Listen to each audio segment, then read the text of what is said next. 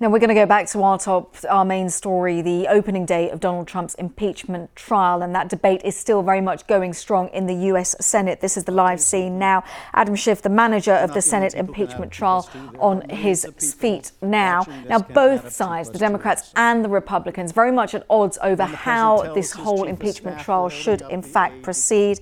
The president is accused of abusing his power by soliciting a foreign power, by soliciting Ukraine to gain political advantage. So we're at the very, very initial stages. What we can guarantee is that as this trial unfolds, we are expecting a fierce war of words. We can speak now live to Jennifer Victor, who is a political scientist at George Mason University. Talk us through, as we watch these first few hours of the impeachment trial, what do you make of it? We're expecting this to be partisan. We're expecting it to be a fierce war of words. What do you make of it so far? So the first day hasn't shown any particular fireworks. Where the senators are at the point where they are essentially debating about the rules. So there's nothing particularly exciting happening right now. But what we notice is that the Democrats are primarily making their case, their appeal to the public. They want to get the public on their side to try to put pressure on some Republicans who might decide to vote along Democratic lines when things come to that, whereas Republicans are largely focused on procedural issues and trying to get the matter over as quickly with as possible. And when it comes to witnesses, how important is that? Because in fact, it could actually backfire for the Democrats. So there's been concern about that.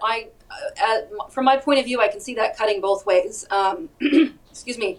The Democrats would, I think, benefit from particular witnesses that they would like to call, particularly former Chief of Staff Mick Mulvaney and John Bolton, who, by the president's account, could potentially provide exculpatory information or testimony, or not, or incriminating. And so the Republicans would like to keep them out. If witnesses are allowed and the Republican narrative regarding Hunter Biden, Joe Biden's son, as a part of this Burisma challenge, is able to be called as a witness, that could undercut the narrative that the Democrats are putting forward. But since the Democrats need so many Republicans to vote with them, if this was going to have the actual effect of removing the president, they really are not going to be able to do that without some witnesses.